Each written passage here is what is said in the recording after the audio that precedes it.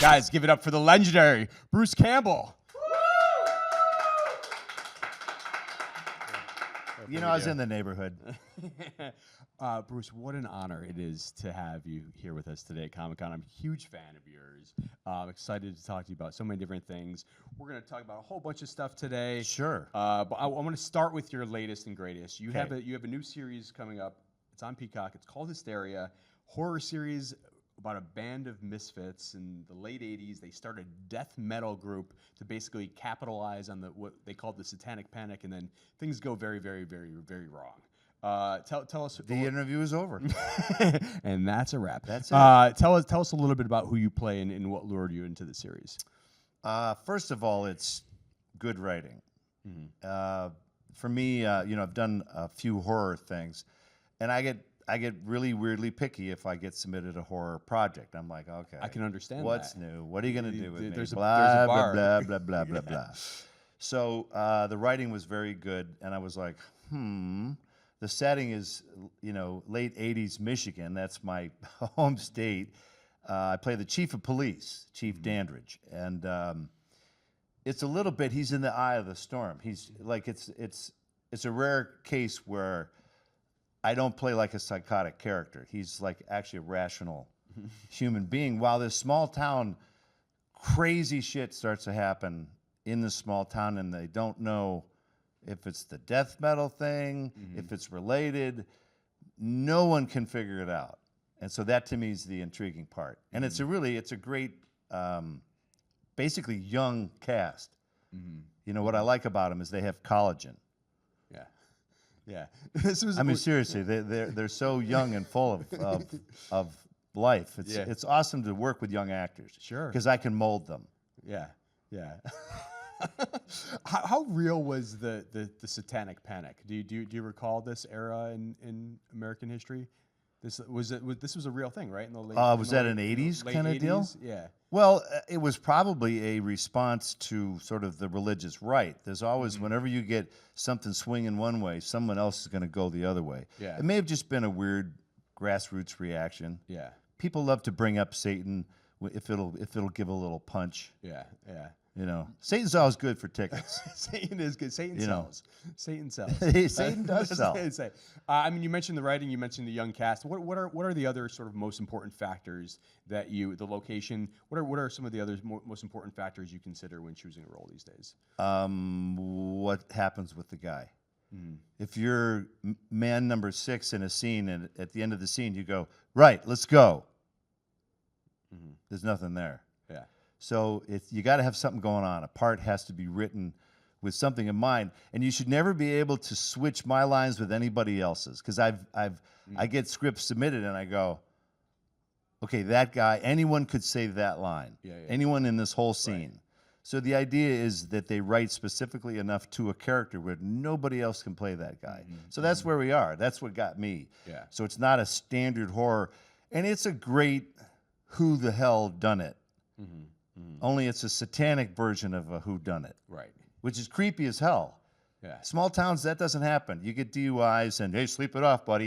Yeah. You know, that's what happens in small towns. I live in a small town in Oregon, and these things don't happen. And so this is a really bad thing because they're not equipped. That's the thing. In a big city, you can call SWAT in and do all those big things. Not in the late 80s in small town Michigan, Happy Hollow, Michigan.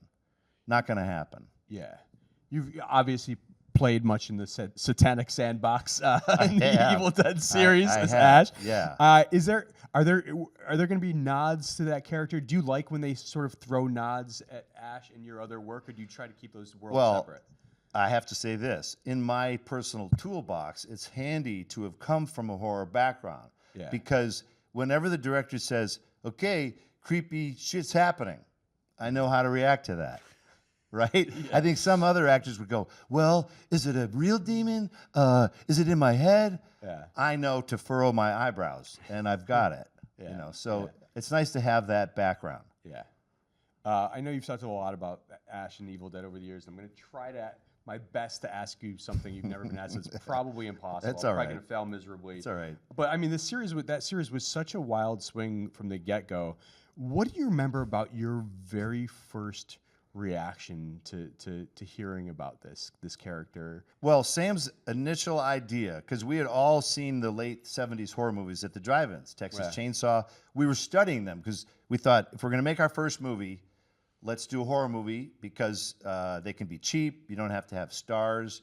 And they're like a staple in the industry. So we saw a bunch of these over and over again, and they all had a scream queen. The lead actors in every single one, 9 out of 10 times, was a woman. And Sam was like, why don't we get a guy to scream like a woman? Why don't we harass a man That was the conceit. so badly that he's like a scream queen? Yeah. And in Evil Dead 2, at one point, Sam actually said, okay, in this scene, I want you to scream like a woman. So I did. Yeah. But he wanted, that was the whole impetus, was not, it doesn't happen to a woman. Because he felt that would be kind of limiting. He thought, but you could beat the shit out of a man. Worse, theoretically. That was his theory. Yeah. Very sexist. Apologize for Sam's language and behavior from 1982. Apologize. Yes. What's it been like to be on this journey with Sam Raimi all these years? I mean, you guys have been just friends and collaborators for what, 45 years? Long time, yeah. How special is that guy to you? Well, especially when you go on the film sets now and he's a big shot director. Yeah. And I could give a crap about that, but it's amazing. I walk around watching they're kissing his ass like all day long, and I'm just looking around going, "Oh my God, Sam, they're kissing your ass." And he trash talks a lot when he's directing. He'll be like, "Wow, that was a great take for somebody else's movie," and I'll say back something like, "Well, you should have got a director for this scene," and the crew would go dead silent. Because I'm only coming in for a day to play some part. They don't know.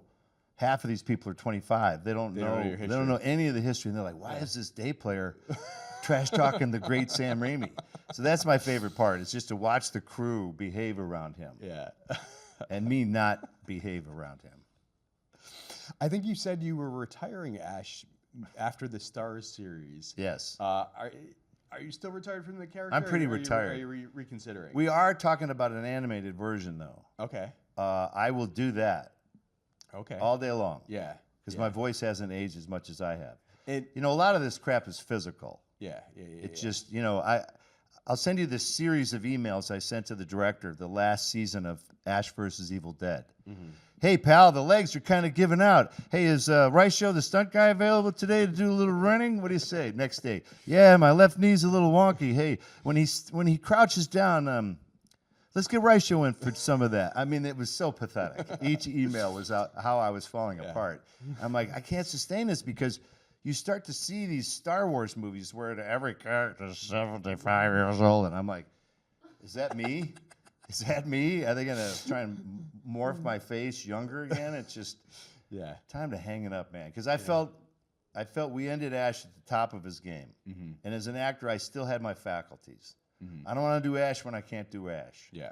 That's the bottom line. I respect that. But we can still produce. We got 2 more in the pipeline. Yeah, tell us what. Well, Evil Dead Rise made $140 million. And you did have a nice voice cameo in that one. Well, sure. May no, or may mostly not been, we're very involved Ash. producers. We don't let these guys run off and make these movies. So we got 2 more in the pipeline. Last one did well, and Fede Alvarez did pretty well. Yeah. He's coming up to do the new Alien movie. We'll have him in here tomorrow. Really? Yeah. Oh, I'm surprised you could get the big shot in here. And I loved what Lee Cronin did with the last one too. Right? And now we can't afford him either. We get these guys once. Yeah. But you make them into stars and then they abandon you. Sam hires these guys, and his criteria is they have to have enough experience to make a movie, but not enough to hassle you. Because after both of those movies, I think if we gave them suggestions, they'd go, hey, I'm thinking of doing something a little different. Remember that movie I made some money for you guys? Yeah, we know how it happens. Just get somebody new. Yep. We're at San Diego Comic-Con. It's the ultimate collision point between fans and creators. It is. You have so many fans, have made so many fans over the years. Has there been one fan interaction that has just stood out in your mind as the most profound? Well, profound, that's a good word. Or craziest. Or give us or craziest. Or just the most came bat up shit. at a table and she goes, I wrote some poetry for you that I think you'll really like.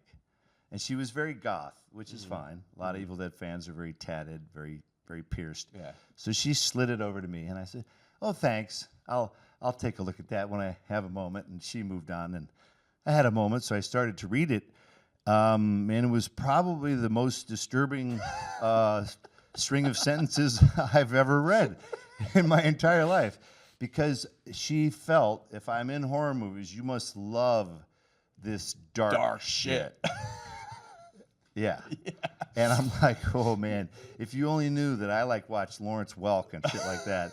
If they only knew, So you get that sometimes. Yeah. Did you burn it? Did you light some sage? What did you do to free yourself from that dark magic? I think it was probably a lot of tequila or something. I don't know. But, you get busted as someone who runs into fans more than once. Mm-hmm. Fan came up, gave me a little thing. Oh, that's nice. Did you like the present I gave you in Philadelphia? Oh, boy.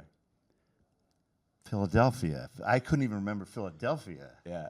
Let alone that. Or the one I gave you in Cherry Hill. Mm-hmm. Cherry Hill. Oh, yeah. Yes. And then the horrible realization that she knows that you don't remember her. Mm-hmm. Mm-hmm. And then I'm going to stab your eyes out in the parking lot with an ice pick. That comes on real quick. Yeah. So, I know when to run now. Yeah. Yeah, I mean, your fellow Michigan native Eminem wrote a whole song about that experience. It was called Stan, and now that's a word for obsessive fan, Stan. Yeah. What are some projects of yours? Because you've done so many things over the years. What are some projects of yours outside Evil Dead that you're personally the most proud of? I just finished a motion picture. Wrote, produced, directed, starred in. Okay. Not a drop of blood in the whole thing, because I do Hallmark now. Yeah. So I made a movie that's kind of like Hallmark with swearing. Okay. It's called Ernie and Emma. It's a guy, his wife dies, and she sends him on a crazy journey of what to do with her ashes. Okay. It's that simple. Okay. Because I wanted to kind of make a movie in my own backyard. Mm-hmm. I live in the beautiful state of Oregon. Mm-hmm. And when it's not covered in wildfire smoke, it's a nice state. Mm. Wow. So just finished that. So that'll be hitting the road soon. Was this a response to that poem you got? You're like, I got to get out of this world. I should write a movie that would offend this woman. Yes. No, I don't know. Adapt that poem. I just like silly comedies, and that's sort of what this is. Yeah. Yeah. I like horror is fine, but I like other genres too. Yeah. Shockingly. Yeah. You've got an interesting connection to the Coen Brothers. I think a lot of people don't know about. Well, Joel was the assistant editor of Evil Dead.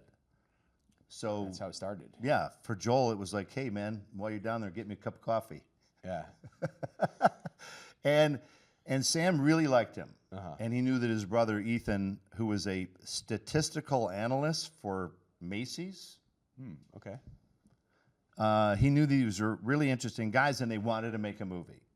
And so they kept asking, how'd you guys make the movie? How'd you get the money? How'd you get the money? And we finally told them, we showed them a little prototype.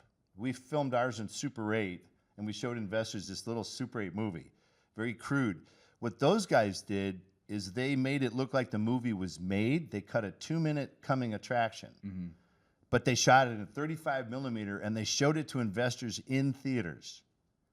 Like the movie's made. Yeah. You want to jump in? Like you're looking at it on a big screen, not a little TV screen. Sure. They got the money. That was Blood Simple. That was Blood Simple. Amazing. Yeah. Amazing. And then you were in Hudsucker Proxy. I was in Hudsucker Proxy. It's just fun to watch guys that you know from way back when move on. And now the Coen Brothers are about the fanciest fancy pants that you can have. You know, they really are. Yep. It's great to watch. I love it. Yeah, I mean, what have you learned from you mentioned, your upcoming project? Like, what have you learned from you were working with the Coens when they were pretty young? But what have you learned from guys like them and like Sam that you've brought into your own filmmaking techniques? Yeah, I also learned discipline from New Zealand. My directing days go back to Hercules and Xena, back in New Zealand in the mid '90s.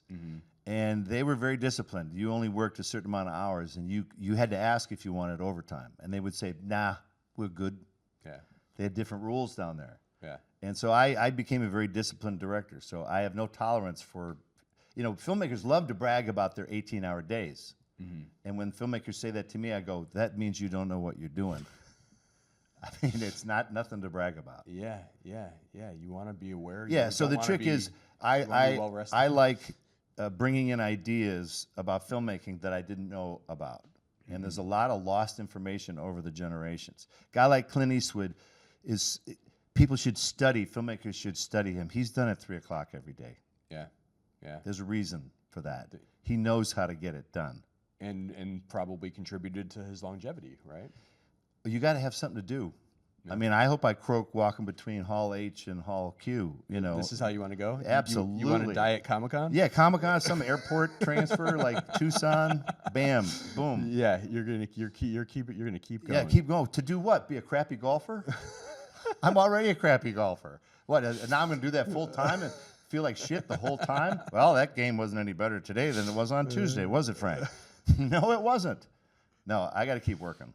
Yeah.